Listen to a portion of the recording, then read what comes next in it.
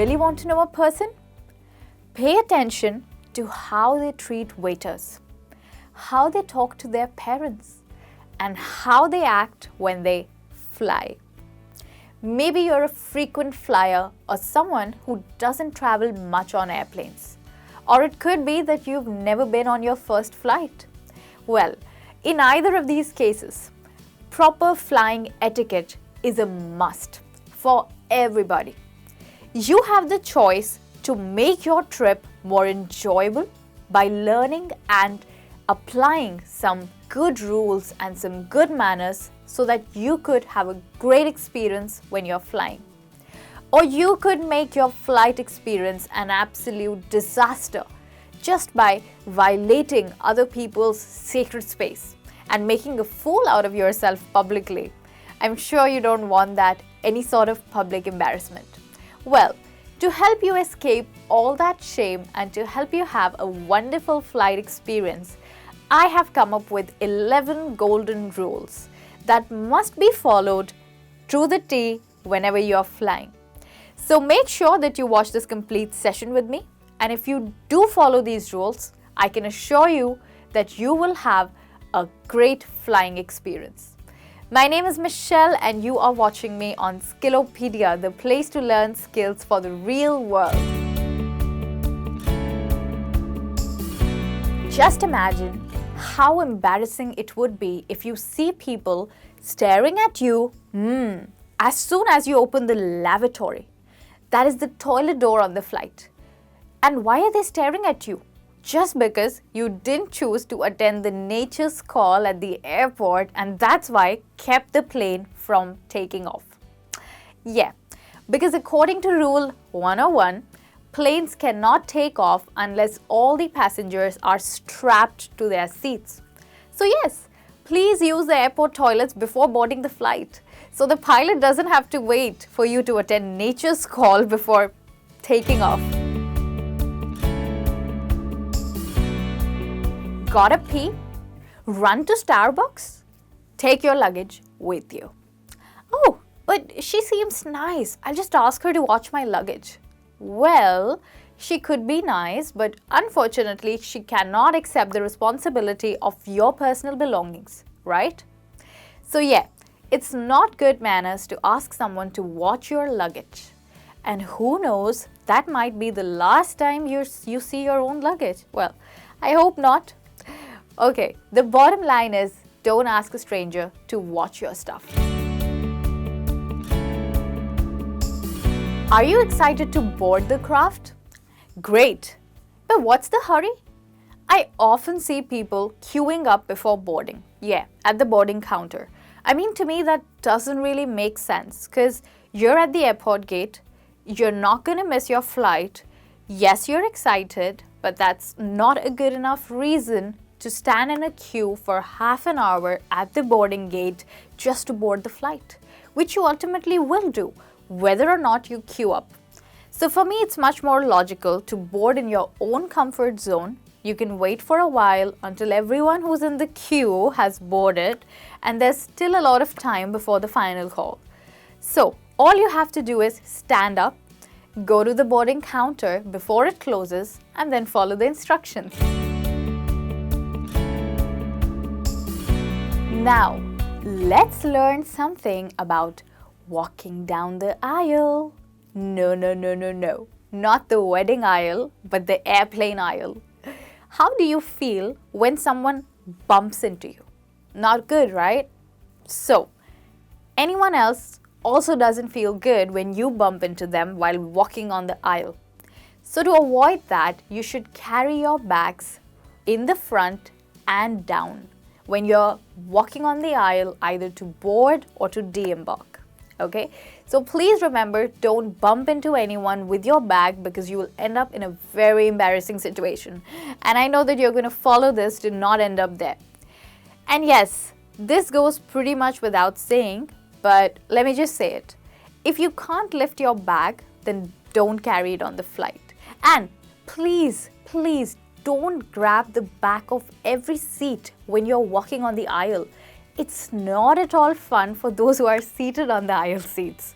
So these are definitely some golden rules that you need when you're on the flight. Now let's move on and learn some more golden rules. Dear passengers, use only the space above your seat for cabin luggage. Quite obviously a rule. But when not followed by one person, it ends up becoming a mess for many people. So yes, do try and use only the space above your seat to store your cabin luggage. Now, if you have excess cabin luggage, instead of overcrowding the overhead luggage space, also try to use the space under the front of your seat. And excess baggage can also be handed over to the cabin crew, which can be collected from them later. So try that if you have excess baggage. Now, it's time to get seated and you're almost half sitting in your seat and there comes somebody with a baby in their arms, requesting you to switch your seat with him because his wife is sitting next to you. What do you do then? Well, you are actually morally responsible to offer your seat to him, and likewise in any other similar situation, so that someone can sit next to the child, elderly, or the sick person that they are accompanying on the flight. So please follow this moral responsibility and offer your seat to somebody who wants to sit with their family member. So now you finally got to your seat and you begin to make yourself comfortable. And suddenly, someone crushes you by reclining their seat far too much. Yes, I have experienced that so many times, especially at really bad timings, like when I'm eating or drinking and then everything falls on me. That made me learn the lesson to always keep in mind the backseat passenger's comfort before you decide to recline your seat. And it's even polite to just look back so that they're not eating and ask them if you could recline. And I must add here that you are expected to keep the seat upright while the plane takes off and when the plane lands, and also while the food is being served until everyone's finished eating. Okay? And also, please don't be a seat grabber. I mean someone who loves to grab the seat in front while getting up. You might upset the passenger in front and end up in a nasty situation. So please avoid that when you're traveling on the plane. Once you settle in, the next thing is food and drinks. That would be served on the flight. I'll be a bit straightforward here. Free drinks might lure you into having a good time, but don't go overboard. I mean, don't get too drunk on flight because not many people would like to have a topsy-turvy drunk co-passenger. I think you know what I mean. So talking of drinks, please don't get hot food as well on the flight because it has a very strong odor, a very strong smell. And trust me, there is nothing worse than the trapped odor of grease, oil and meat on a plane. I mean, it's even worse than snakes. So please avoid any sort of hot food or, drinks which can spill over.